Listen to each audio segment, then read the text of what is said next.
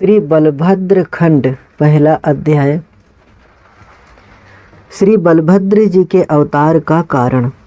राजा बहुलास्व ने कहा, ब्रह्मन, आपके श्री मुख से मैंने अमृत की अपेक्षा भी परम मधुर मंगलमय परम अद्भुत विश्वजित खंड का श्रवण किया। महात्मा श्री कृष्ण परिपूर्णतम भगवान हैं। उनकी 16,000 पत्नियों में से प्रत्येक के 10 पुत्र हुए। मुनिवर, उनके फिर करोड़ों पुत्र और पौत्र उत्पन्न हुए। पृथ्वी के रजकण गिने जा सकते हैं, किंतु कोई विद्वान कभी भी श्री कृष्ण के वंशजों की गणना करने में समर्थ नहीं है। महात्मा बलराम जी की रेवती पत्नी थी, उनके एक भी पुत्र नहीं हुआ। कृपा पूर्वक इसका रहस्य बताइए। श्री नारद जी कहते हैं, श्री नारद जी कहने लगे, तुम्हारा प्रश्न बहुत सुंदर है। भगवान अच्युत के बड़े भाई भगवान संकर्षण कामपाल हैं।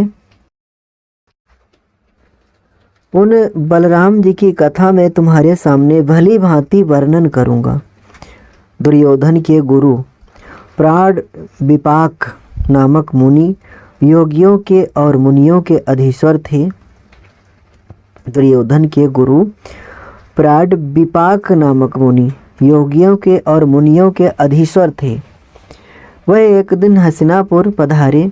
दुर्योधन ने महान आदर के साथ उनका विविध उपचारों के द्वारा सम्यक प्रकार से पूजन किया।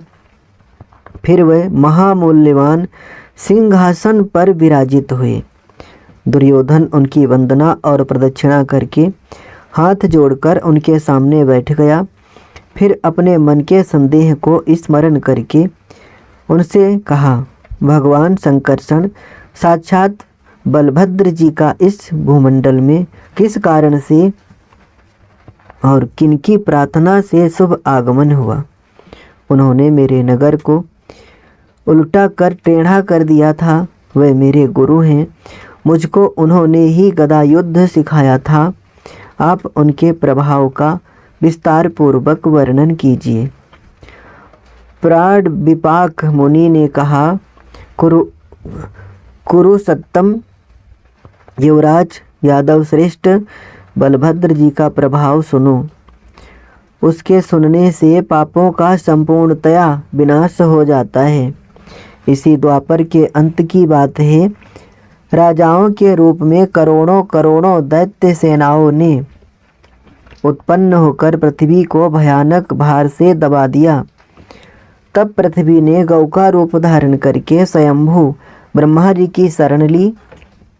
देवश्रेष्ठ ब्रह्मा जी ने संपूर्ण देवताओं के और शंकर जी के साथ श्री वैकुंठनाथ को आगे किया और भगवान वामन देव के बाएं पैर के अंगूठे के नख से कटे हुए ऊर्ध्व ब्रह्मांड कटाह के छिद्र के द्वारा वह बाहर निकले। वहाँ ब्रह्मा जी देवताओं सहित ब्रह्मद्रव श्री गंगा जी के समीप उपस्थित हुए और उसमें करोड़ों करोड़ों ब्रह्मांडों को लुढ़कते देखा। तदनंतर वह बिरजा नदी के तट पर पहुँचे।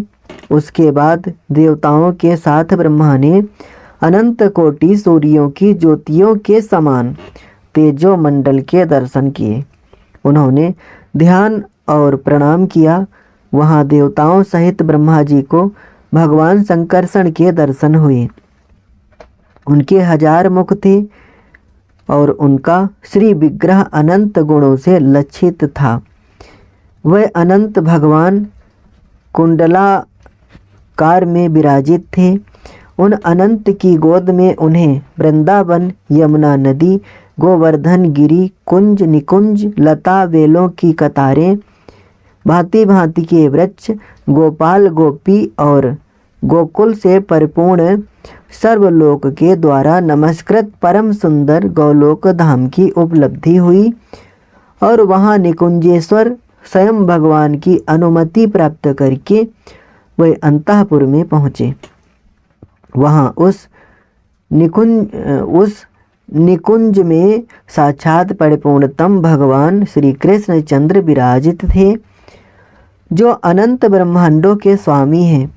उन राधापति भगवान की श्याम सुंदर कांति है।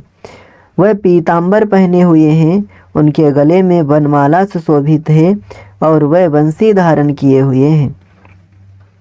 ध्वनि करते हुए स्वर्ण के नूपुर, किंकिड़ी, कड़े, बाजूबंद हार, उज्जवल आभा पूर्ण कौस्तुभ मणि तथा अंगूठियों से अलंकृत हैं।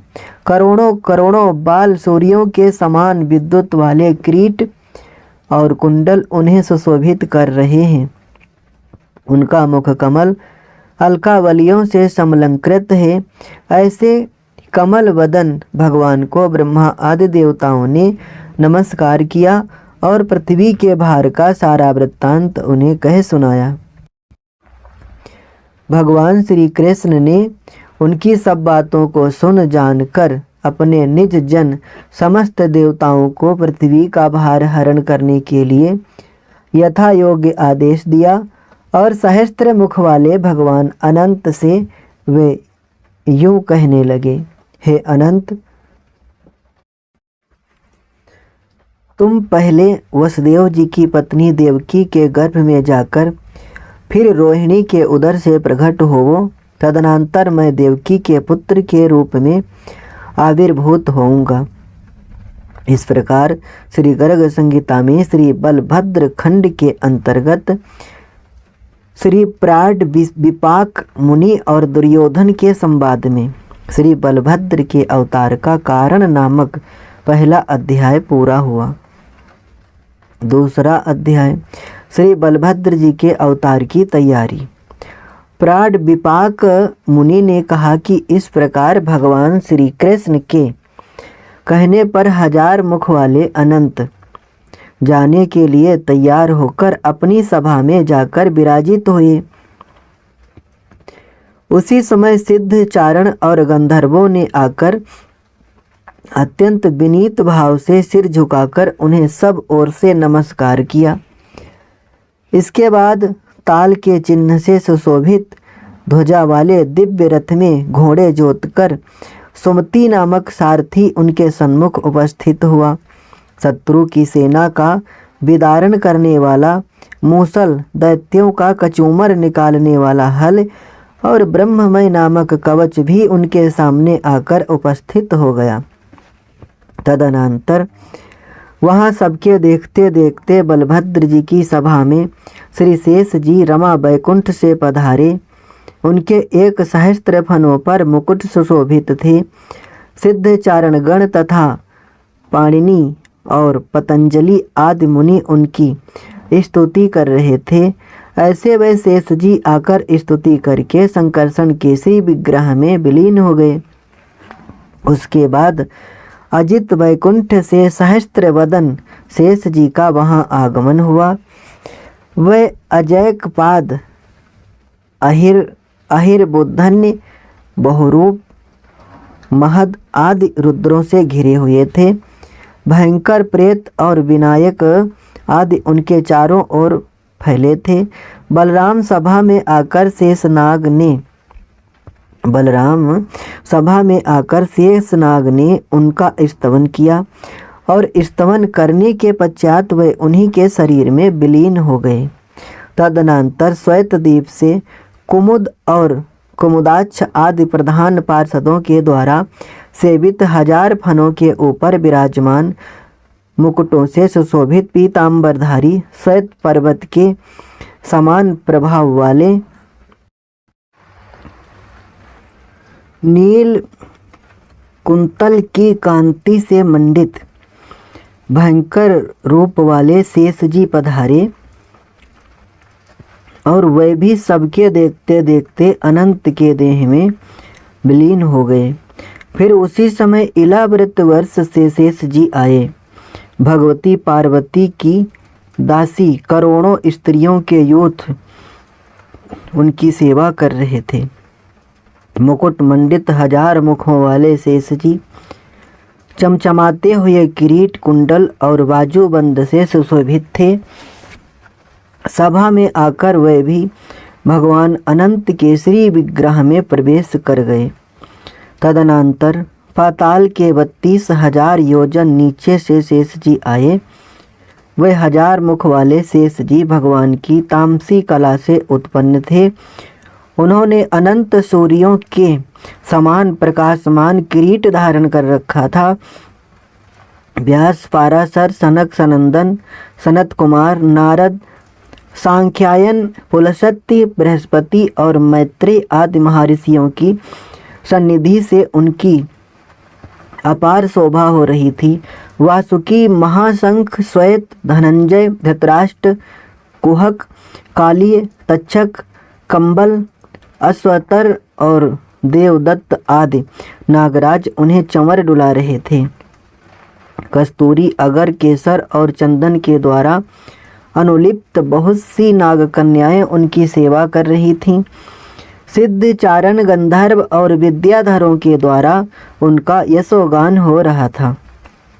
हाटकेश्वर, त्रिपुर, बल, कालकेय, कली और निपात कवच आदि दैत्य उनके अनुयायी होकर आगे आगे चल रहे थे। 11 रुद्र विवाह आकार से उनके आगे आगे और कस्तूरी, मृग, कामधेनु तथा वरुण उनके पीछे चल रहे थे। वीणा, मृदंग, ताल और दुंदुभी के शब्द हो रहे थे। वह फणिधर गजराज के समान तीव्र गति से वहां पधारे। उनके एक फन पर यह सारा भूमंडल सरसों के दाने की तरह प्रतीत हो रहा था। ऐसे शेष जी वहां आकर भगवान महा अनंत के श्री विग्रह में प्रविष्ट हो गए। सभा के संपूर्ण पार्षदों ने इस विचित्र लीला को देखा और वे उन्हें परिपूर्णतम भगवान समझकर सर्वथा अवनत और आश्चर्यचकित हो गए। तदनंतर अनंत मुख महान अनंत भगवान संकर्षण ने सिद्धि पार्षदों से कहा, भूमि का भार हरण करने के लिए मैं भूमंडल पर चलूँगा, इसलिए तुम लोग जाकर यादव कुल में जन्म ग्रहण करो। तदनंतर वह सुमति सारथी से बोले, तुम बड़े बलवान और सूरवीर हो, तुम यहाँ ही रहो, किसी प्रकार का शोक ना करो। जिस समय युद्ध अभिलाषी होकर मैं तुम्हें याद करूँगा, उसी समय ताल चिन्हित दिव्य रथ को लेकर तुम मेरे समीप आ जाना। हे हल और मूसल, मैं जब जब तुम्हारा स्मरण करूं तब तब तुम मेरे सामने प्रकट हो जाना। कवच, तुम भी वैसे ही प्रकट होना। हे पाणिनि आदि, व्यास आदि तथा कुमुद आदि मुनियों, 11 रुद्रों, हे कोटि कोटि रुद्रों, गिरजापति श्री शंकर जी, गंधर्वों, वासुकी आदि नागराजों, निवातक, कवच आदि दैत्यों, हे वरुण और कामधेनु, मैं भूमंडल पर भारतवर्ष में यदुकुल में अवतार लूँगा। तुम सब वहाँ सदा सर्वदा मेरा दर्शन करना। प्राण विपाक मुनि कहने लगे। इस प्रकार आज्ञा पाकर वह सभी अपने अपने स्थानों को चले गए। उनके चले जाने के अनंतर भगवान अनंत ने नाग कन्याओं के यूथ से कहा, मैं तुम्हारा अभिप्राय जानता हूँ। तुम सभी तपस्या के द्वारा गोपों के घर जन्म लेकर मेरा दर्शन करना। किसी समय कालिंदी के तट पर मनोहर रासमंडल में तुम्हारे साथ रास करके मैं तुम्हारा मनोरथ पूर्ण करूँगा। तदनंतर निवातक कवचों के राजा कली ने हाथ जोड़कर प्रभु के चरण कमलों में पुष्पांजलि अर्पण की और भगवान के चरणों में मस्तक टेक कर कहा, भगवान मुझे आज्ञा दीजिए, मेरे लिए क्या काम होगा। आप जहाँ पधारेंगे वहाँ ही मैं भी चलूँगा। पिताजी, आपके वियोग में मुझे महान दुख होगा। आप भक्त वत्सल हैं, अतएव मुझे साथ ले चलिए। इस प्रकार प्रार्थना सुनकर भगवान अनंत ने प्रसन्न हो अपने भक्त कलिराज से कहा, तुम मेरे साथ सुखपूर्वक भारतवर्ष में चलो। तुम वहाँ कौरव कुल में धृतराष्ट्र के पुत्र दुर्योधन के नाम से विख्यात चक्रवर्ती राजा बनो। मैं तुम्हारी सहायता करूँगा, तुम्हें गदा युद्ध सिखाऊंगा। इस प्रकार कहने पर उन्हें नमस्कार करके राजा कली अपने स्थान पर चला गया। उसी कली तुमने दुर्योधन के रूप में जन्म लिया है। भगवान विष्णु की माया से तुमको अपने स्वरूप की स्मृति नहीं है। इस प्रकार श्री गर्ग संहिता में श्री बलभद्र खंड के अंतर्गत श्री प्राड विपाक मुनि और दुर्योधन के संवाद में बलभद्र जी के अवतार की तैयारी नामक दूसरा अध्याय पूरा हुआ। तीसरा अध्याय ज्योतिषमती का उपाख्यान। प्राड विपाक मुनि ने कहा, तदनंतर करोड़ों शारदी चंद्रमाओं की कांति वाली स्वयं नाग लक्ष्मी महान रथ पर सवार होकर वहां पधारी। करोड़ों सखियां उनकी शोभा बढ़ा रही थीं। उन्होंने आकर स्वामी महान अनंत भगवान शंकरसन से कहा, भगवान, मैं भी आपके साथ ही भूमंडल पर चलूंगी। आपके वियोग की व्यथा मुझे इतना व्याकुल कर देगी कि मैं अपने प्राणों को नहीं रख सकूंगी। नाग लक्ष्मी का गला भर आया था। भगवान अनंत ने, जो समस्त जगत के कारण के भी कारण हैं, भक्तों का दुख निवारण करना ही उनका स्वभाव है, और जिनका श्री विग्रह ऐरावत के समान बृहद सर्प रूप है, अपनी प्रिया की यह दशा देखकर कहा, हे रंभोरु, तुम शोक मत करो। पृथ्वी पर जाकर रेवती की देह में विलीन हो जाओ, फिर मेरी सेवा में उपस्थित हो जाओगी। ये सुनकर नाग लक्ष्मी बोली, रेवती कौन है, किनकी कन्या है और कहाँ रहती हैं, आप विस्तार से मुझे बताइए। ये सुनकर भगवान अनंत ने मुस्कुराते हुए अपनी प्रिया से कहा, आदि सृष्टि की बात है, कद्रु के गर्भ से कश्यप जी के पुत्र रूप में मैं उत्पन्न हुआ था। भगवान श्री कृष्ण की आज्ञा से मैंने अखंड भूमंडल को कमंडलू के समान अपने एक फन पर धारण कर लिया, और सब लोकों से नीचे के लोक में जाकर मैं विराजित हो गया। मेरे इस प्रकार वहाँ स्थित होने पर चक्षुष के पुत्र अतिबल चाक्षुष नामक मनु सप्तद्वीप में अखंड पृथ्वी मंडल के सर्वगुण संपन्न सम्राट हुए। बड़े बड़े मंडलेश्वर राजा उनके चरण कमलों पर अपने मस्तक घिसा करते थे। इंद्र आदि देवता गण भी उनका शासन मानते थे। प्रचंड धनुष वाले वे चाक्षुष मनु शत्रुओं के समस्त बल गर्व को चूर्ण करके स्थित थे। उन चाक्षुष मनु के सुब्दुम्न आदि अनेक पुत्र हुए। तदनंतर मनु ने यज्ञ किया और उनके यज्ञ कुंड से ज्योतिषमती नाम की एक कन्या उत्पन्न की। एक दिन चाक्षुष मनु ने स्नेहवश अपनी उस कन्या से पूछा, बताओ तुम कैसा वर चाहती हो। तब कन्या ने उत्तर दिया कि जो सबसे अधिक बलवान हो वही मेरे स्वामी बने। ये सुनकर राजा ने इंद्र को सबसे अधिक बलवान समझकर बुलाया। वज्रधारी इंद्र के सामने आने पर राजा ने आदरपूर्वक उन्हें आसन पर बैठाया और कहा, आपकी अपेक्षा कोई और अधिक बलवान है कि नहीं, ये आप सत्य सत्य बताइए। नहीं तो स्मृति कहती है, पृथ्वी देवी ने कहा है कि सत्य से बढ़कर कोई धर्म नहीं है। मैं सब कुछ सहन कर सकती हूँ, परंतु मिथ्यावादी मनुष्य का भार मुझसे नहीं सहा जाता। इंद्र ने कहा, मैं बलवान नहीं हूँ, वायु देवता मुझसे अधिक बलवान हैं। मैं उन्हीं की सहायता से कार्य किया करता हूँ। यूँ कहकर इंद्र चले गए। तब राजा ने वायु का आवाहन किया और उनसे पूछा, सच सच बताइए, आपसे भी बढ़कर कोई बलवान है। वायु बोले, पर्वत मुझसे बलवान हैं, क्योंकि मेरा वेग उन्हें उखाड़ नहीं सकता। ये कहकर वायु चले गए। तब राजा ने पर्वतों को बुलाया और कहा, सच बताइए, भूमंडल में आपसे अधिक बलवान कौन है? पर्वतों ने उत्तर दिया, हम लोगों को अपने ऊपर धारण करने के कारण भूमंडल हमसे अधिक बलवान है। पर्वत इतना कहकर चले गए। तब राजा ने भूमंडल को बुलाकर पूछा, सत्य सत्य बताओ, तुमसे भी अधिक कोई शक्ति संपन्न है या नहीं? यह सुनकर भूमंडल ने कहा, मुझसे अधिक बलवान भगवान शंकरषण हैं। वह नित्य अनंत अनंत गुणों के समुद्र हैं।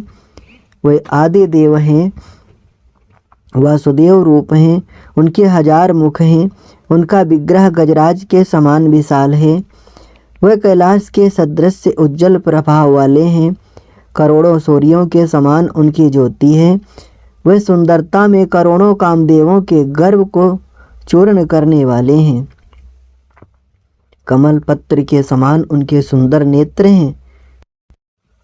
वे दिव्य निर्मल कमल कर्णिकाओं की माला से सुशोभित हैं, जिनके परिमल का पान करने के लिए भ्रमरों के यूथ गुंजार करते रहते हैं। सिद्ध चारण गंधर्व और श्रेष्ठ विद्याधरों के द्वारा जिनका यशोगान होता रहता है। देवता दानव सर्प और मुनिगण जिनका सदा आराधन करते हैं, और जो सबसे ऊपर विराजमान हैं, जिनके एक मस्तक पर पर्वत नदी समुद्र वन और करोड़ों करोड़ों प्राणियों से अलंकृत अखंड भूमंडल दिखाई देता है, और तीनों लोकों में जिनका नाम कीर्तन करने से त्रिलोकी का वध करने वाला भी केवल मोक्ष को प्राप्त करता है। ऐसे प्रभाव संपन्न समस्त कारणों के कारण सबके ईश्वर और सबसे अधिक शक्तिशाली भगवान शंकरषण हैं। वह रसातल के मूल भाग में विराजमान हैं। उनसे बढ़कर दूसरा कोई नहीं है। महानंत ने कहा, इस प्रकार भूमंडल के चले जाने पर मेरे माधुर्य और प्रभाव को जानकर ज्योतिषमती ने पिता की आज्ञा ली और मुझे प्राप्त करने के लिए विंध्याचल पर्वत पर तप करने चली गई। उसने लाख वर्षों तक वहाँ तपस्या की। वह गर्मी के दिनों में पंच अग्नि के बीच में बैठकर तप करती, वर्षा में निरंतर जल धारा को सहन करती और सर्दी के दिनों में कंठ पर्यंत ठंडे जल में डूबी रहती। वह तपस्या के काल में नीचे जमीन पर ही सोया करती। इस प्रकार श्री गर्ग संगीता में श्री बलभद्र खंड के अंतर्गत श्री प्राड विपाक मुनि और दुर्योधन के संवाद में ज्योतिषमती का उपाख्यान नामक तीसरा अध्याय पूरा हुआ। चौथा अध्याय रेवती का उपाख्यान। श्री महानंत ने कहा, तदनंतर सैकड़ों चंद्रमाओं के समान कांति वाली तपस्या में संलग्न नवयौवना सुंदरी ज्योतिषमती पर इंद्र यम कुबेर अग्नि वरुण सूर्य चंद्रमा मंगल बुध बृहस्पति शुक्र और शनिचर की दृष्टि पड़ी। उसके रूप को देखकर उनके अंदर उसे प्राप्त करने की इच्छा उद्दीप्त हो उठी और वह सम्मोहित चित्त हो गए। तब उन्होंने ज्योतिषमती के आश्रम पर आकर कहा, सुंदरी रंभोरु, तुम्हें धन्य है। तुम किसके लिए तप कर रही हो? तुम्हारी अवस्था अभी तप के योग्य नहीं है। तुम अपने मन का अभिप्राय हम लोगों के सामने प्रकट करो। ये सुनकर ज्योतिषमती बोली कि 1000 मुख वाले भगवान अनंत मेरे स्वामी हो, मैं इसीलिए तप कर रही हूँ। ज्योतिषमती की यह बात सुनकर इंद्र आदि देवता हंस पड़े और अलग अलग अपनी बात कहने को तैयार हो गए। उनमें सबसे पहले इंद्र यूँ बोले। इंद्र ने कहा, सर्पराज को स्वामी बनाने के लिए तुम व्यर्थ ही तप कर रही हो। मैं देवताओं का राजा हूँ। मैंने 100 अश्वमेध यज्ञ किए हैं और मैं स्वयं तुम्हारे सामने उपस्थित हूँ। तुम मुझे वरण कर लो। यमराज बोले, मैं सारे जगत के प्राणियों का दंड विधान करने वाला यमराज हूँ। तुम मुझे वरण कर लो और पितृलोक में मेरी सबसे श्रेष्ठ पत्नी होकर रहो। कुबेर ने कहा, वरानने, मैं संपूर्ण धन का स्वामी हूँ, तुम मुझे राजाधिराज समझो और संकर्षण के प्रति प्रीति छोड़कर शीघ्र मुझे पति रूप में वरण कर लो। अग्निदेव बोले, विशाल लोचने, मैं संपूर्ण यज्ञों में प्रतिष्ठित समस्त देवताओं का मुख रूप हूँ। अन्य सभी के प्रति वासना का त्याग करके तुम मुझे भजो। वरुण ने कहा, भामिनी, मैं जलचरों का स्वामी एवं लोकपाल हूँ, मेरे हाथ में सदा पास रहता है, सातों समुद्रों का ऐश्वर्य मेरा ही वैभव है, ये समझकर तुम मुझे पति रूप में वरण करो।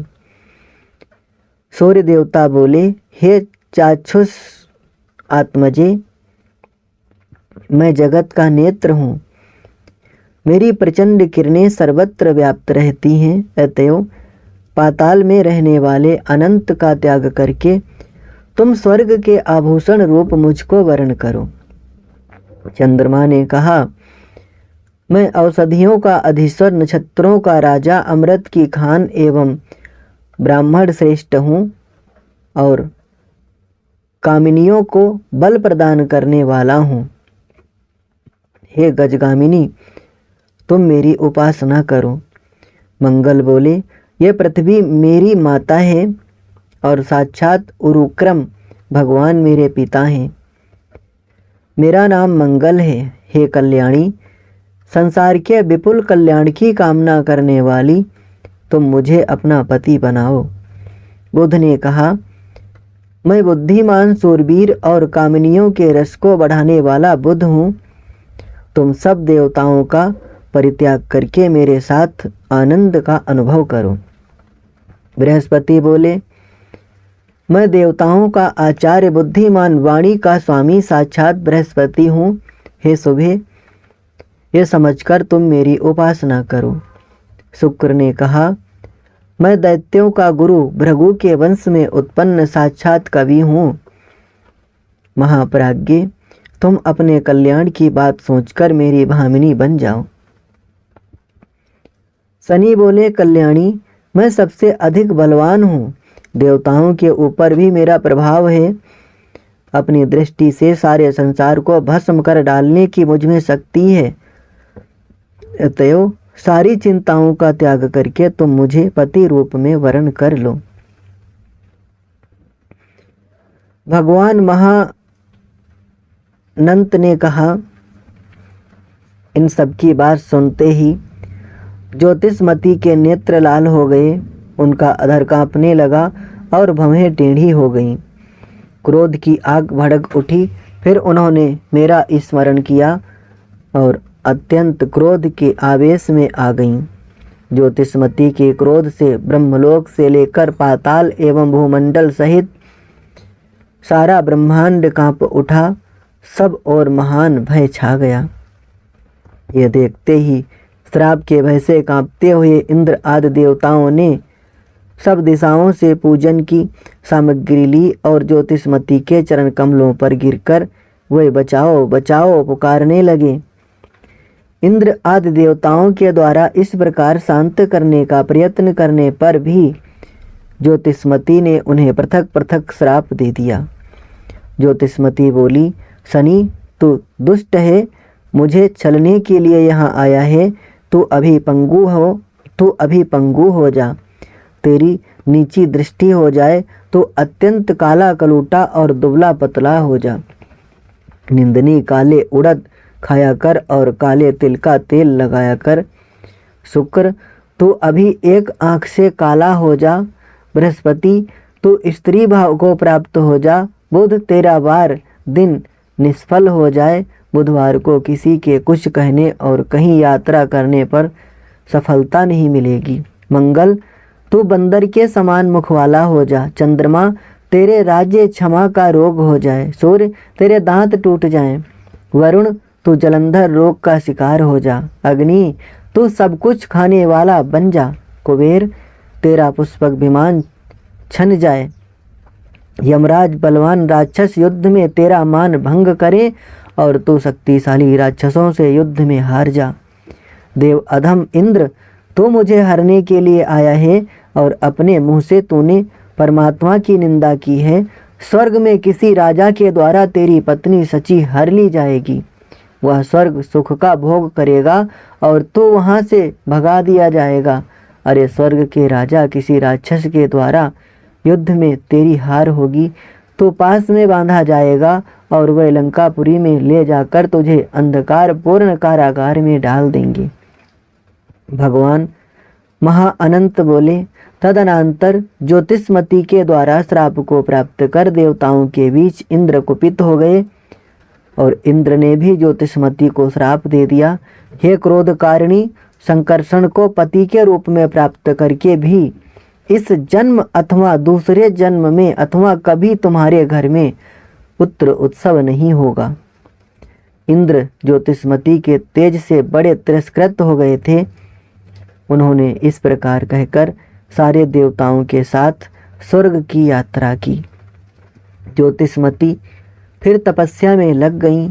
तदनंतर सारे जगत के कारणभूत ब्रह्मा जी की सृष्टि ज्योतिषमती के तप की ओर गई और वे हंस पर सवार होकर ब्रह्मविद ब्राह्मण और ब्राह्मणी आदि शक्तियों के साथ अपने भवन से वहां पधारे।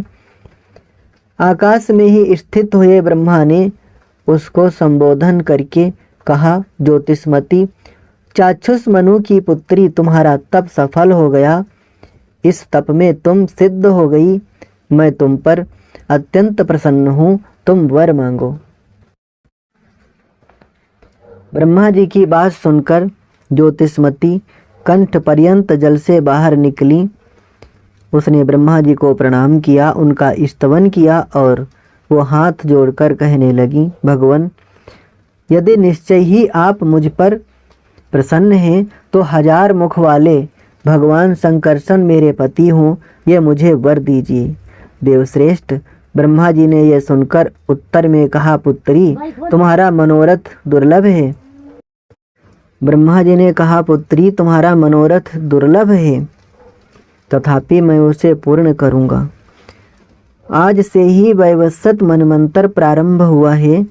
इसकी 27 चतुर्युगी बीत जाने पर भगवान संकर्षण तुम्हारे पति होंगे। यह सुनकर ज्योतिषमती ने ब्रह्मा जी से कहा, देवदेव भगवान, ये तो बड़ा लंबा समय है। आप सब कुछ करने में समर्थ हैं, अतएव मेरा मनोरथ शीघ्र पूर्ण कीजिए। नहीं तो जैसे मैंने देवताओं को श्राप दिया है वैसे ही आपको भी श्राप दे दूंगी। ज्योतिषमती के इस प्रकार कहने पर ब्रह्मा जी श्राप के भय से डर गए और क्षण भर विचार करने के बाद बोले, राजकुमारी, तुम आनर्त देश के राजा रेवत के यहाँ कन्या बनो। वे राजा कुशस्थली में वर्तमान है। फिर इसी जन्म में तुम्हारा मनोरथ पूर्ण हो जाएगा। किसी कारण से 27 चतुर्युगी का समय एक घड़ी के समान बीत जाएगा। ज्योतिषमती को इस प्रकार वर देकर ब्रह्मा जी वहीं अंतर्ध्यान हो गए। तदनंतर ज्योतिषमती ने आनर्त देश में कुशस्थली के राजा रेवत की पत्नी से जन्म धारण किया। उस समय उसका नाम रेवती रखा गया। वह रूप, गुण और उदारता से सुशोभित नूतन कमल के समान नेत्र वाली रेवती विवाह के योग्य हो गई। एक दिन राजा रेवत अंतापुर में अपनी भार्या के साथ बैठे थे। उन्होंने स्नेहवश कन्या से कहा, तुम कैसा वर चाहती हो, बताओ। यह सुनकर उसी समय रेवती ने कहा, जो सब में बलवान है वही मेरे पति हों। यह सुनकर राजा रेवत कन्या को लेकर अपनी भार्या के साथ दीर्घायु बलवान वर की खोज के लिए रथ पर सवार हो सभी लोगों को लांघते हुए ब्रह्मलोक को गए। वहाँ घड़ी भर ठहरे। इतने में ही पृथ्वी लोक के 27 चतुर्युगों का समय पूरा हो गया। महाअनंत ने नागलक्ष्मी से कहा, रंभोरु, वो रेवती अब भी ब्रह्मलोक में ही है। तुम उसके देह में प्रवेश कर जाओ और आवेश अवतारिणी बनो तदनंतर द्वारका में जाकर मेरे साथ आनंद का उपभोग करना। प्राण विपाक मुनि बोले, नागलक्ष्मी ने महा अनंत के उन वचनों को सुनकर अपने स्वामी भगवान संकर्षण की आज्ञा ली और ब्रह्मलोक में जाकर रेवती के विग्रह में आविष्ट हो गए। कौरवेंद्र दुर्योधन तदनंतर भगवान संकर्षण पृथ्वी का भार हरण करने के लिए सर्वलोक नमस्कृत गौलोक धाम से पृथ्वी पर अवतीर्ण हुए। यही भगवान बलभद्र जी का आगमन वृत्तांत है। मैंने यह तुमको सुनाया है। यह समस्त पापों का नाश करने वाला और परम मंगलमय है। युवराज, अब आगे तुम क्या सुनना चाहते हो? इस प्रकार श्री गर्ग संगीता में श्री बलभद्र खंड के अंतर्गत श्री प्राण विपाक मुनि और दुर्योधन के संवाद में रेवती उपाख्यान नामक चौथा अध्याय पूरा हुआ। पांचवा अध्याय श्री बलराम और श्री कृष्ण का प्रागट्य। दुर्योधन ने कहा, मुनिराज, पूर्व जन्म में मैं भगवान संकर्षण का भक्त था, अतः मैं धन्य हूँ। आपने मुझे यह स्मरण करा दिया। साथ ही भगवान वासुदेव की प्रभाव युक्त परम अद्भुत महिमा भी आपने सुनाई। अब ये बतलाने की कृपा कीजिए कि भगवान बलराम और श्री कृष्ण चंद्र ने पृथ्वी पर अवतीर्ण होकर अपने पिता की नगरी मथुरा से ब्रज में कैसे गमन किया और ब्रजवासियों से वे गुप्त रूप में किस प्रकार रहे। प्राण विपाक मुनि बोले, यादवों की पुरी मथुरा में राजा उग्रसेन थे। एक समय उनके बड़े भाई देवक की कन्या देवकी से वसुदेव जी का विवाह हुआ। विवाह के उपरांत वर वधू की विदाई के समय उग्रसेन नंदन कंस स्वयं वसुदेव देवकी का रथ चलाने लगा। उसी समय आकाशवाणी हुई, अरे निर्बोध, तू जिसका रथ चला रहा है उसी का 8वां गर्भ तेरा विनाश करेगा।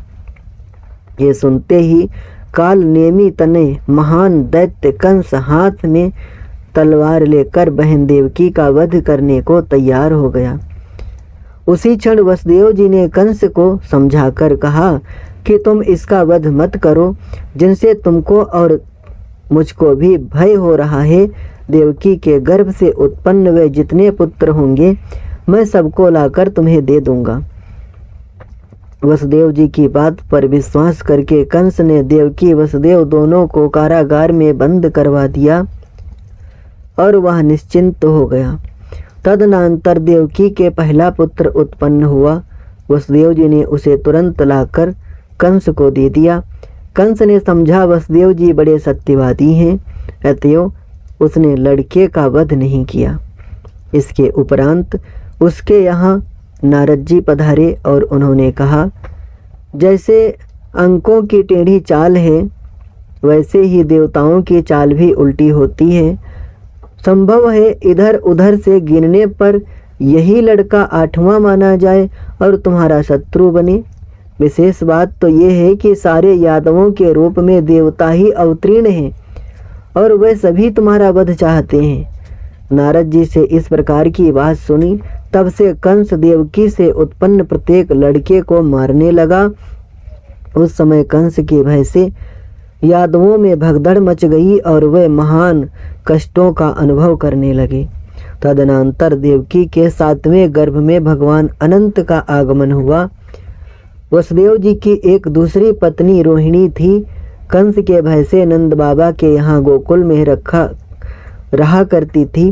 भगवान श्री कृष्ण की आज्ञा पाकर योग माया भगवान अनंत को देवकी के उदर से खींचकर वसुदेव पत्नी रोहिणी के गर्भ में स्थापित करने को तैयार हो गई।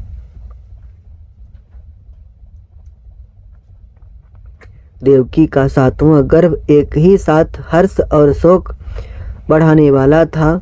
योग माया ने उसे ब्रज में ले जाकर रोहिणी के गर्भ में स्थापित कर दिया।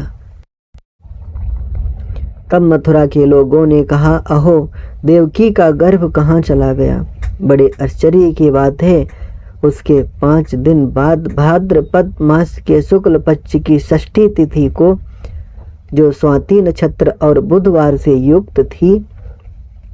मध्याह्न के समय तुला लग्न में जब 5 ग्रह उच्च के होकर स्थित थे, ब्रज में वसुदेव पत्नी रोहिणी के गर्भ से अपने तेज के द्वारा नंद भवन को उद्भासित करते हुए महात्मा बलराम जी प्रकट हुए। उस समय मेघों ने जलबिंदु बरसाए और देवताओं ने पुष्पों की वृष्टि की। नंद जी ने शिशु का जातकर्म संस्कार करवाया। ब्राह्मणों को 10 लाख गौएं दान में दी। फिर गोपों को बुलाकर अच्छे अच्छे गायों के संगीत के साथ महामहोत्सव मनाया। तदनंतर देवकी के 8वें गर्भ से अर्धरात्रि के समय परिपूर्णतम भगवान श्री कृष्ण चंद्र अवतीर्ण हुए। उसी समय इधर नंदरानी यशोदा जी के गर्भ से कन्या के रूप में योग माया प्रकट हुई। योग माया के प्रभाव से सारा जगत सो गया था। तब भगवान श्री कृष्ण की आज्ञा से वसुदेव जी श्री कृष्ण चंद्र को लेकर यमुना के उस पार वृंदावन में पहुंच गए और यशोदा के शयनागार में जाकर उन्होंने यशोदा की गोद में बालक श्री कृष्ण को सुला दिया और कन्या को लेकर वे अपने स्थान पर लौट आए। इसके बाद कारागार में बालक की रुदन ध्वनि सुनाई पड़ी। शत्रु के भय से डरा हुआ कंस तुरंत आ पहुंचा और उसने तत्काल उत्पन्न हुई उस कन्या को उठा लिया एवं उसे एक शिला पर पटक दिया। ठीक उसी समय कंस के हाथ से छूटकर कन्या बड़े जोर से उछली और ऊपर आकाश में जाकर योग माया के रूप में परिणत हो गई। सिद्ध चारण गंधर्व और मुनिगण उनका स्तवन कर रहे थे। योग माया ने कंस से कहा, रे दुष्ट, तेरा पूर्व का शत्रु कहीं उत्पन्न हो चुका है। तू इन बेचारे दीन वसुदेव देवकी को व्यर्थ ही क्यों कष्ट दे रहा है। इस प्रकार कहकर वह योग माया विंध्याचल को चली गई। देवी के इन वचनों से कंस बड़े आश्चर्य में पड़ गया। फिर उसने देवकी और वसुदेव को तो छोड़ दिया और पूतना आदि दैत्यों को बुलाकर आज्ञा दी कि 10 दिन के अंदर पैदा हुए जितने भी बालक हों सबको मार डालो। कंस की आज्ञा पाकर दैत्यगण बालकों का वध करने लगे। इधर नंद ने भी पुत्र जन्म सुनकर महान उत्सव मनाने की योजना की। हे कुरुराज, इस प्रकार कंस के भय के बहाने भगवान बलराम और श्री कृष्ण ब्रज में पधारे। वे अपनी माया से ही वहां गुप्त रूप में रहे और ब्रजवासियों पर कृपा करने के लिए ब्रज में प्रकट होते ही विविध प्रकार की अद्भुत बाल लीला करने लगे। अब तुम क्या सुनना चाहते हो? इस प्रकार श्री गर्ग संहिता में श्री बलभद्र खंड के अंतर्गत श्री प्राण विपाक मुनि और दुर्योधन के संवाद में श्री बलराम और श्री कृष्ण का प्रागट्य नामक 5वां अध्याय पूरा हुआ। 6ठा अध्याय। प्राण विपाक मुनि के द्वारा श्री राम कृष्ण की ब्रज लीला का वर्णन। दुर्योधन ने पूछा, मुनिराज, भगवान अनंत श्री बलराम जी और अनंत लीलाकारी भगवान श्री कृष्ण ने भूमंडल पर अवतार लेकर विचरण किया। अब संक्षेप में यह बताने की कृपा कीजिए कि ब्रज में, मथुरा में, द्वारिका में और अन्यत्र उन्होंने क्या क्या लीलाएं की। प्राण विपाक मुनि ने उत्तर दिया, दुर्योधन, भगवान श्री कृष्ण ने प्रकट होते ही अद्भुत लीला आरंभ कर दी। उन्होंने पूतना को मोक्ष प्रदान किया, शक्टासुर और तृणावर्त का उद्धार किया, माता को विश्व रूप दिखलाया, दधी की चोरी की, अपने श्री मुख में ब्रह्मांड के दर्शन करवाए, यमला अर्जुन वृक्षों को उखाड़ा और दुर्वासा जी को माया का प्रभाव दिखलाया। श्री मद गर्गाचार्य जी के द्वारा राधा कृष्ण नाम की सुंदरता और महिमा का वर्णन कराया। ब्रह्मा जी ने वृषभानु राजनंदिनी श्री राधिका के साथ भांडीर वन के रासमंडल में श्री कृष्ण का विवाह करवाया। तत्पश्चात श्री कृष्ण बलराम दोनों ने वृंदावन जाकर वत्सासुर और बकासुर आदि दानवों का संहार किया। गोपालों के साथ गायें चराते हुए वृंदावन में विचरण किया। फिर ताल वन में गधे के समान रेंगने वाला जो धेनुकासुर दैत्य रहता था, उसने अपनी दुलत्ती चलाकर बलराम जी को चोट पहुंचाने की चेष्टा की। तब शक्तिशाली बलदेव जी ने दोनों हाथों से उसे पकड़कर ताड़ के वृक्ष पर दे मारा। वह फिर उठकर सामने आया तो बलराम जी ने उसे पुनः जमीन पर दे पटका। फलतः उसका सिर फूट गया और वह मूर्छित हो गया। तब बलराम जी ने शीघ्र ही उसके एक मुक्का मारा, जिससे उसके प्राण पखेरु उड़ गए। तदनंतर श्री कृष्ण ने काली नाग का दमन, दावा अग्निपान आदि लीलाएं की। फिर श्री राधिका जी के प्रति प्रेम प्रकाश करके उनके प्रेम की परीक्षा ली। वृंदावन में विहार किया। हाव भाव युक्त दान लीला और मान लीला, शंखचूड़ आदि का वध और शिव असुरी उपाख्यान इत्यादि के प्रवचन की बहुत सी लीलाएं की। तदनंतर एक समय गोवर्धन पूजा की गई। इंद्र ने यज्ञ भाग से वंचित होने पर कुपित होकर सांवर्तक आदि मेघों के द्वारा ब्रजमंडल पर घोर वर्षा आरंभ कर दी। सारे ब्रजवासी भय से व्याकुल हो गए। भगवान श्री कृष्ण ने उनको आतुर देखकर डरो मत यूं कहकर अभय दान दिया।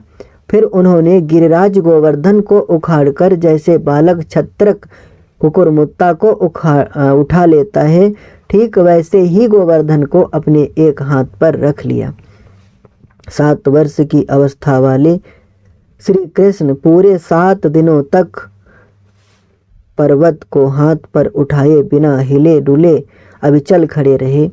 तब तो संपूर्ण देवताओं के साथ इंद्र भयभीत हो गए और उन्होंने अत्यंत नम्रता के साथ मुकुट झुकाकर भगवान श्री कृष्ण के मंगलमय युगल चरणों में प्रणाम किया, उनकी स्तुति की और अभिषेक किया। तदनंतर कामधेनु सुरभि और देवता तथा मुनियों के साथ वे स्वर्ग को चले गए। गोवर्धन धारण की इस अद्भुत लीला को देखकर सभी गोप अत्यंत विस्मित हो गए। फिर श्री कृष्ण ने खेत में मोती आदि के बीज बोकर मोती उपजाने का चमत्कारमय ऐश्वर्य गोपों को दिखलाया। तदनंतर भगवान श्री कृष्ण ने श्रुति रूपा, ऋषि रूपा, मैथिली, कौशल देश निवासिनी, अयोध्या वासिनी, यज्ञ सीता, पुलिंद का, रमा वैकुंठ वासिनी तथा श्वेत दीप निवासिनी, ऊर्ध्व वैकुंठ वासिनी, अजित पद वासिनी, श्री लोकाचल निवासिनी, दिव्या अदिव्या, त्रिगुणावृत्ति, भूमि गोपी, देवश्री, जालंधरी, बारहिस्मती, पुरंधरी, अप्सरा, सुतल वासिनी और नागेंद्र कन्या आदि गोपी यूथों के साथ पृथक पृथक रासमंडल की रचना की। एक समय श्री बलराम जी के साथ श्री कृष्णचंद्र भांडीर वन में गोप बालकों के साथ गौएं चराने गए। वहां जाकर एक दूसरे को ढोने और ढोवाने का खेल करने लगे। उस समय वहां प्रलंबासुर नामक एक दैत्य गोप बालक का वेश धारण कर खेल में शामिल हो गया। बलराम जी उस पर विजयी हुए, अतः उन्हें पीठ पर चढ़ाकर वह चलने लगा। वो गिरिराज के समान विशाल देह वाला असुर मथुरा की ओर जाना चाहता था कि उस असुर की पीठ पर सवार अमित पराक्रमी श्री बलराम देव जी ने रोष में भरकर जैसे इंद्र किसी पर्वत पर प्रहार करे, वैसे ही उसके मस्तक पर मुष्टि प्रहार किया। उस प्रहार से वज्र की चोट खाए हुए पहाड़ की तरह असुर का सिर टूक टूक हो गया और उसी क्षण वह भूमि पर गिर पड़ा। एक समय गर्मी के दिनों में सभी गौएं और गोपाल किसी मूंज के वन में जा पहुँचे। इतने में ही वहाँ बड़े जोर की प्रलय अग्नि के समान दावा अग्नि जल उठी और वह चारों तरफ फैल गई। तब गोपालगण, हे राम, हे कृष्ण, हम शरणागत गोपालों की रक्षा करो, रक्षा करो, यूं पुकार उठे। भगवान ने तुरंत कहा, डरो मत, तुम सब अपनी अपनी आंखें मूंद लो। यूं कहकर भगवान उस भीषण दावा अग्नि को पी गए। तदनंतर गोपाल और गायों के साथ भगवान श्री कृष्ण भांडीर वन से यमुना के तट पर पधारे और अशोक वन में यज्ञ दीक्षित द्विजों की पत्नियों के द्वारा लाया हुआ भोजन ग्रहण किया। इसके बाद एक दिन ब्रज में नंद बाबा को वरुण देवता ने अपहरण कर लिया। तब भगवान ने वरुण का मान भंग करके नंद आदि गोपों को संपूर्ण लोकों के द्वारा नमस्कृत वैकुंठ के दर्शन कराए। इसके अनंतर एक दिन अंबिका कानन में सरस्वती नदी के तट पर सुदर्शन नामक सर्प नंद जी को निगलने लगा। तब भगवान श्री कृष्ण ने अखिल लोकपालों के द्वारा वंदनीय अपने चरण कमल का उससे स्पर्श कराया। चरण स्पर्श प्राप्त होते ही वह सर्प शरीर से मुक्त हो गया। एक समय श्री कृष्ण बलराम जी के साथ गोप बालकों को लिए आँख मिचौनी और चोर साहूकार का खेल खेल रहे थे। उसी समय कंस का सखा व्योमासुर चोर के रूप में वहां आया। भगवान श्री कृष्ण ने अपनी प्रचंड दोनों भुजाओं से उसे पकड़कर 10 दिशाओं में घुमाते हुए पृथ्वी पर पटक दिया। इसी प्रकार कंस का भेजा हुआ अरिष्टासुर बैल के रूप में आया। भगवान ने उसके दोनों सींग पकड़कर उसे भी धराशायी कर दिया। तब नारद जी ने जाकर कंस को श्री कृष्ण की ये सारी लीलाएं सुनाई। सुनकर कंस ने केसी को भेजा। भगवान श्री कृष्ण चंद्र ने उसके मुंह में अपनी भुजा प्रवेश कराकर उसके मर्म को भेद डाला। श्री कृष्ण ने इस प्रकार बलराम जी के साथ ब्रजमंडल में अनेक अद्भुत लीलाओं की रचना की। इस प्रकार श्री गर्ग संहिता में श्री बलभद्र खंड के अंतर्गत श्री प्राण विपाक मुनि और दुर्योधन के संवाद में श्री राम कृष्ण की ब्रज लीला का वर्णन नामक 6ठा अध्याय पूरा हुआ। 7वां अध्याय श्री राम कृष्ण की मथुरा लीला का वर्णन।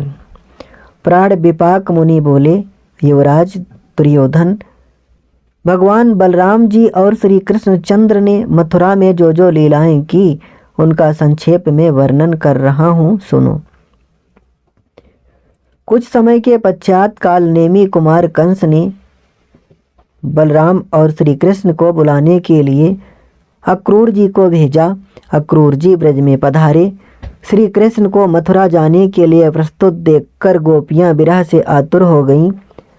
भगवान ने उन सबको अलग अलग बुलाकर आश्वासन दिया। फिर बलराम जी सहित स्वयं रथ पर सवार होकर अक्रूर जी के साथ मथुरा की ओर चले। जाते समय रास्ते में यमुना जी पड़ी। उसके जल में भगवान ने अक्रूर को अपने तेज या धाम के दर्शन कराए। तदनंतर पूर्वाह्न के समय वे मथुरा में जा पहुँचे और अपराह्न काल तक मथुरापुरी को सब ओर से देखते रहे। लीला रूप में मनुष्य का वेश धारण किए हुए श्री राम कृष्ण साक्षात पुराण पुरुष हैं। मथुरा नगरी के सभी नर नारियों के मन में उनके दर्शन का आनंद प्राप्त करने की अभिलाषा उत्पन्न हो गई और वे अपना सारा काम धाम छोड़कर जैसे नदियां समुद्र की ओर दौड़ती हैं वैसे ही उनकी ओर दौड़ पड़े। कोटि कोटि कामदेवों का दर्प चूर्ण करने वाले भगवान राम कृष्ण ने अपना सौंदर्य सबको दिखलाया और उन सबका मन हरण करते हुए वह स्वेच्छा से विचरण करने लगे। तदनंतर राजमार्ग में भगवान ने धोबी और रंगरेज से कपड़ों की याचना की, परंतु उन्होंने जब वस्त्र नहीं दिए तब सबके देखते देखते ही हाथों से प्रहार करके धोबी और रंगरेज दोनों को उस जीवन से मुक्त कर दिया। तदनंतर भगवान को एक दर्जी मिला। उसने वस्त्रों के द्वारा उनको सजाया और भगवान ने उसे अपना सारूप्य प्रदान कर दिया। फिर कुब्जा शैलेंद्री मिली। वह 3 जगह से टेढ़ी थी। चंदन ग्रहण करने के बहाने भगवान ने उसको सीधी कर दिया। वह तीनों लोकों में सुंदरी बन गई। तत्पश्चात वहाँ के वैश्य व्यापारियों से बातचीत की और कुछ बच्चों को साथ लेकर जहाँ कंस का धनुष रखा था उस स्थान पर वे जा पहुँचे। वो धनुष स्वर्ण से मंडित था और 7 ताड़ वृक्षों के बराबर उसकी लंबाई थी। हजारों पुरुषों के द्वारा भी वह उठाया नहीं जा सकता था। वह धनुष अष्टधातु से बना हुआ था, अत्यंत भारी था और उसका बोझ लाख भार के समान था। कंस ने वह धनुष परशुराम जी से प्राप्त किया था। वह वैष्णव भगवान विष्णु से संबंध रखने वाला धनुष साक्षात भगवान शेष के समान कुंडल आकार था। भगवान श्री कृष्ण ने उसे देखा और बलपूर्वक उठा लिया। फिर सब लोगों के देखते देखते ही लीलापूर्वक उस धनुष को चढ़ाया और कान तक तान कर ले गए। तदनंतर दोनों भुजाओं का सहारा लगाकर उसको बीच से उसी प्रकार तोड़ डाला जैसे हाथी अपनी सूंड से गन्ने को तोड़ देता है। धनुष के टूटने की भयानक ध्वनि से पाताल सहित सप्तलोक में सारा ब्रह्मांड गूंज उठा। तारे और दिग्गज गण अपने स्थान से विचलित हो चले। इतना ही नहीं, सारा भूमंडल 2 घड़ी तक थाली की तरह कांपता रह गया। अपराह्न के समय रंगशाला के द्वार पर कुबलिया पीढ़ हाथी दिखाई दिया।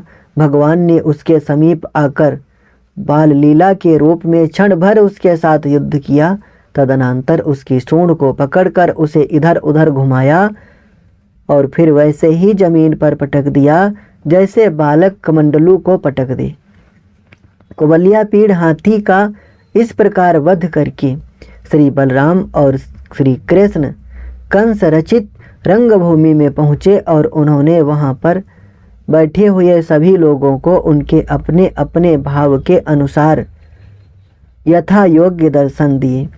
फिर अखाड़े में पहुंचकर मल्लयुद्ध के लिए जा डटे और कंस के सामने सब लोगों के देखते देखते ही भगवान बलराम और कृष्णचंद्र ने चाणूर, मुष्टिक, कूट, सल और तोसल को धराशायी कर दिया। श्री कृष्ण के इन कार्यों को देखकर कंस दुर्वचनों के द्वारा उनका तिरस्कार करने लगा।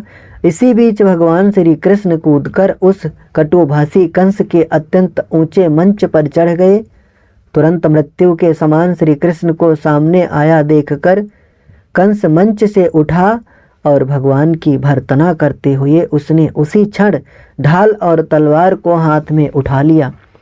श्री कृष्ण ने तुरंत ढाल तलवार लिए हुए कंस को जैसे गरुड़ अपनी चोंच से विषधर सर्प को पकड़ ले वैसे ही बलपूर्वक अपनी प्रचंड भुजाओं से पकड़ लिया। पर गरुड़ की चोंच से जिस प्रकार सर्प छूटकर निकल भागे उसी प्रकार कंस भगवान के भुज बंधन से निकल गया और ढाल तलवार लेकर फिर लड़ने के लिए तैयार हो गया। भगवान श्री कृष्ण और कंस दोनों मंच पर आ गए और वेगपूर्वक एक दूसरे पर आक्रमण करते हुए वैसे ही सुशोभित हुए जैसे पर्वत पर 2 सिंह लड़ते हुए शोभित हों। तदनंतर कंस उछलकर 100 हाथ ऊपर आकाश में चला गया। तब भगवान श्री कृष्ण ने भी वैसे ही उछलकर बाज की तरह उसे पकड़ लिया। कंस पुनः श्री कृष्ण के हाथों से छूटकर निकल भागा।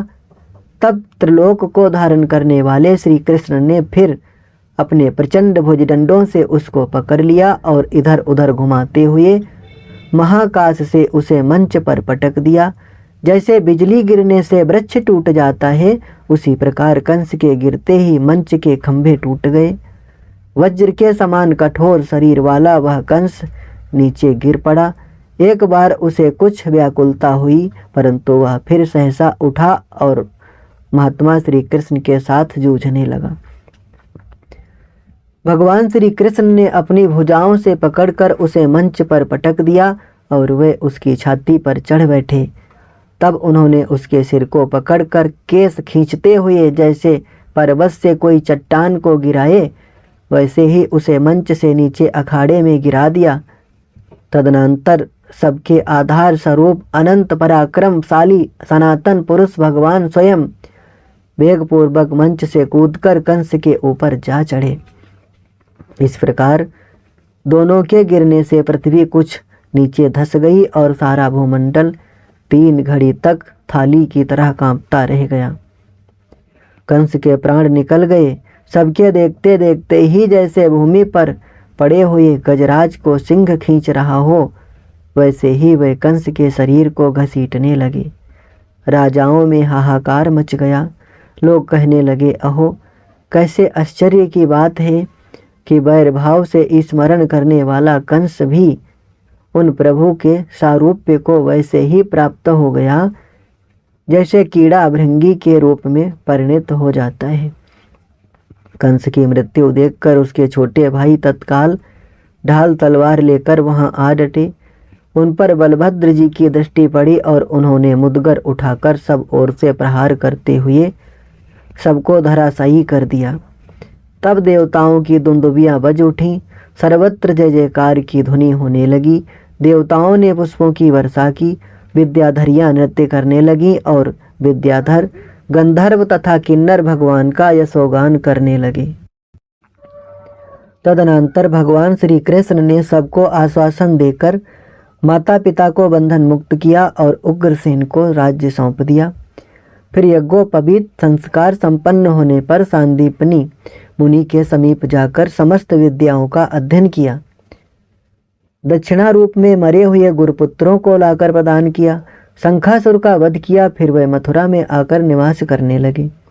ब्रज की व्यथा को दूर करने के लिए भगवान ने उद्धव को वहां भेजा। फिर स्वयं वहां जाकर रासमंडल में श्री राधा और गोपियों को अपने दर्शन कराए। रास में ऋभु ऋषि को मुक्ति दी। फिर मथुरा में मथुरा नरेश के सदृश कार्य करते हुए विराजमान हुए। बलराम जी ने भी कोलासुर का वध करके मथुरापुरी में शुभ आगमन किया। इस प्रकार भगवान श्री कृष्ण और बलराम की हजारों हजारों पवित्र और विचित्र लीलाएं मथुरा में संपन्न हुई। इस प्रकार श्री गर्ग संहिता में श्री बलभद्र खंड के अंतर्गत श्री प्राड विपाक मुनि और दुर्योधन के संवाद में श्री राम कृष्ण की मथुरा लीला का वर्णन नामक